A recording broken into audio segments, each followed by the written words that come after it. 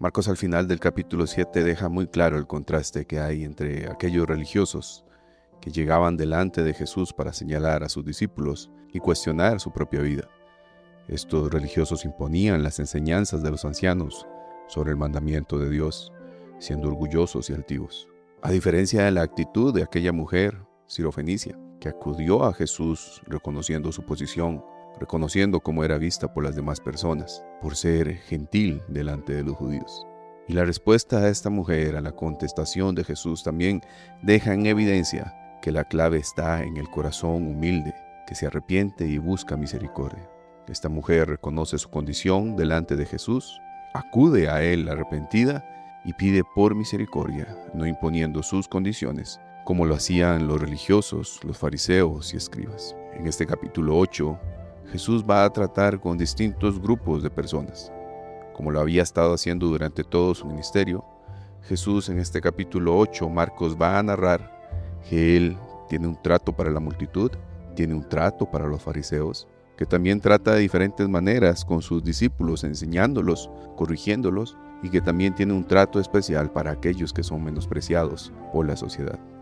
En el capítulo 8, a partir del versículo 1, vemos que las multitudes lo seguían a Él y que Él traslada la preocupación que tenía a sus discípulos cuando les dice: tengo compasión de la gente. Aunque Él sabía el por qué las multitudes lo buscaban, Jesús le transmite su preocupación, demostrando aquello que hay en el corazón de un verdadero pastor. Un pastor que no solamente se preocupaba por su condición espiritual, sino por su condición física y por sus necesidades. Porque ellos habían estado con Él durante 3 días y las provisiones de alimento que ellos tenían era muy posible que se les agotaran durante ese periodo de días. Habían personas que habían venido de muy lejos, los caminos eran muy largos. Y Jesús entonces se preocupó por cómo ellos podían llegar a sus hogares. La compasión que transmite Jesús a sus discípulos en esta ocasión era de una necesidad física, a diferencia de la que Él mencionó en el capítulo 6, versículo 34.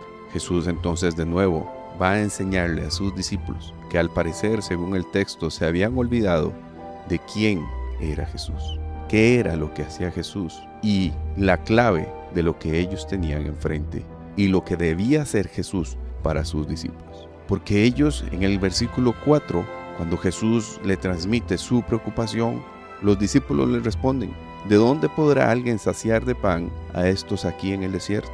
De nuevo el maestro, aquel pastor benévolo, misericordioso y compasivo, les iba a enseñar a sus discípulos, preguntándoles cuántos panes tienen.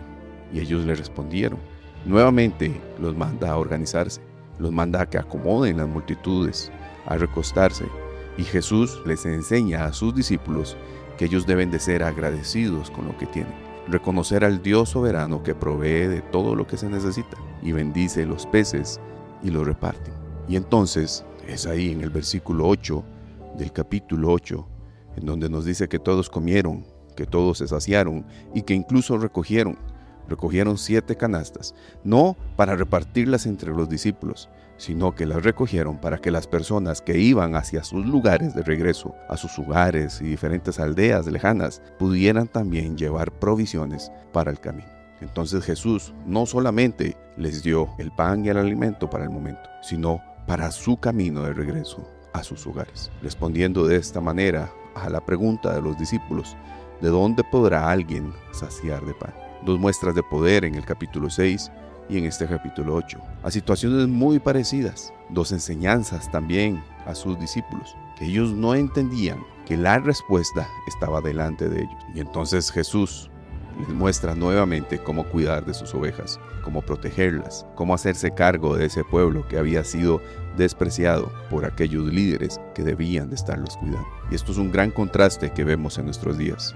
Hoy llamamos más bien a las multitudes a que den más, incluso más de lo que tienen, y los mandamos sin nada a sus casas, los mandamos con hambre y no les ayudamos a cómo saciar esas necesidades, no solamente físicas, sino espirituales. Y todavía con esta enseñanza de Marcos tenemos mucho que aprender.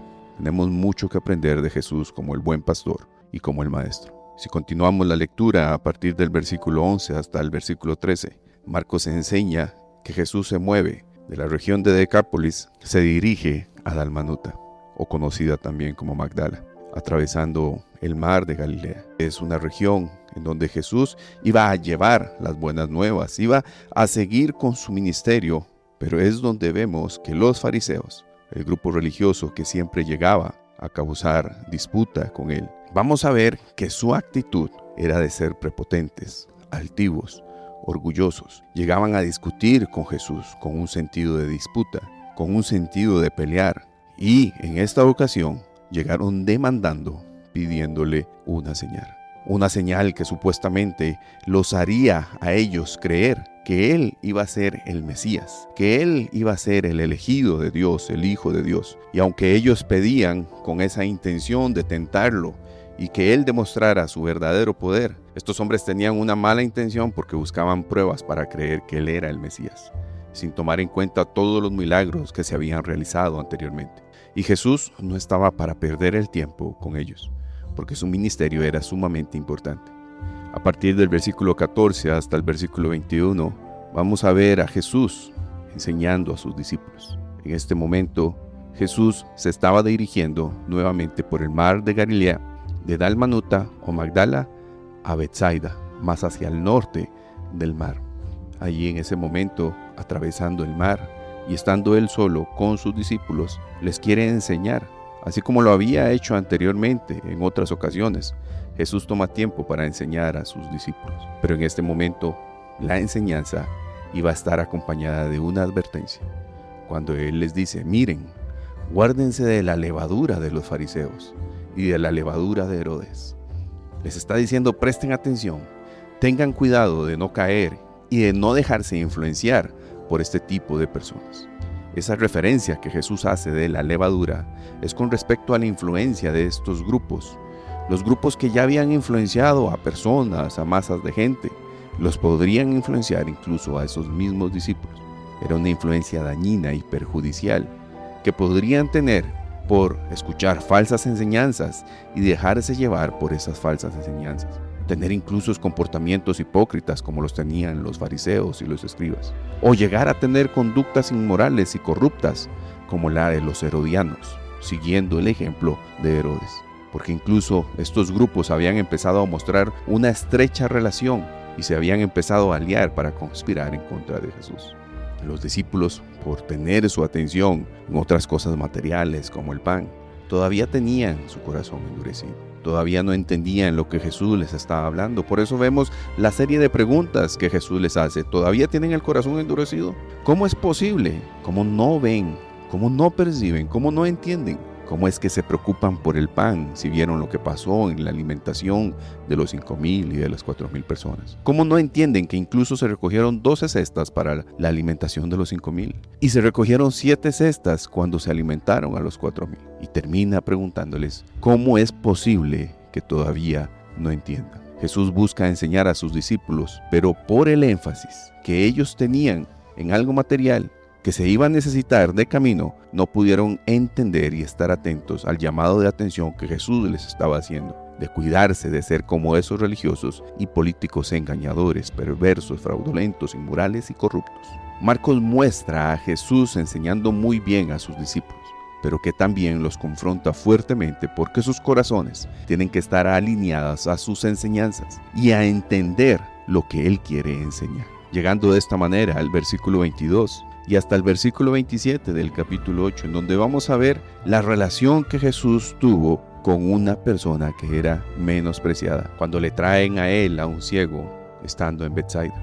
Marcos continúa mostrando ese ministerio de Jesús en una acción constante. Y en ese momento hay personas que traen a esa persona ciega delante de él, rogando a Jesús que le impusiera las manos al ciego. Y eso nuevamente nos ayuda a ver el contraste de cómo llegaban los fariseos y religiosos delante de Jesús y cómo llegan estas personas con una posición humilde, pidiendo misericordia, rogando y pidiendo el favor de Jesús. Pero Jesús una vez más nos muestra el texto que no va a hacer lo que la gente le dice que tiene que hacer, sino lo que Él decide hacer y cómo hacerlo.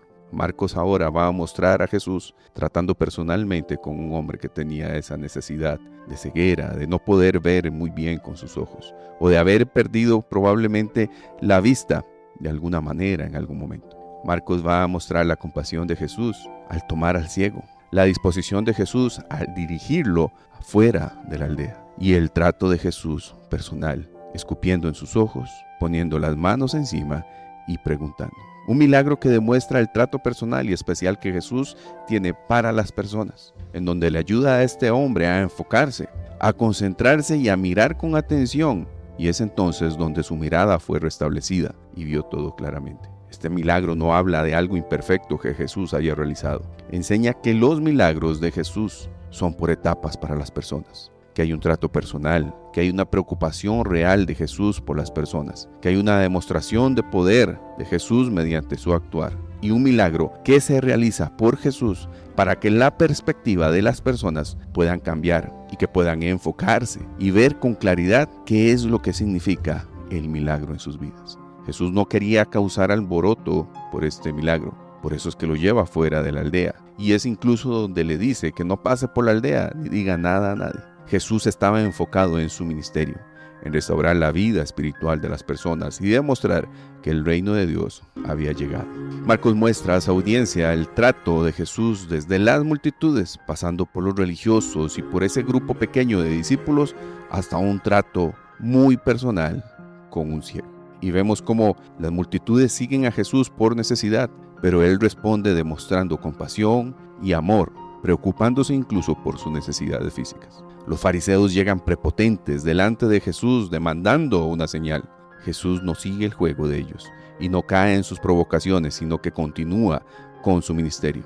Los discípulos no entienden por completo la enseñanza de Jesús. Jesús les llama la atención, los reprende y confronta para que sus corazones cambien y entiendan.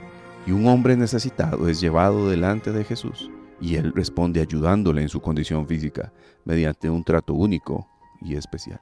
De todos estos grupos tenemos que aprender y entender que como sus discípulos tenemos que poner atención a lo que es realmente importante, escuchar sus enseñanzas, seguirlo a Él porque Él es la clave, entender que hay un trato especial de Jesús para cada uno de nosotros y que nos va a ir dirigiendo para que nuestros ojos sean abiertos y podamos ver claramente.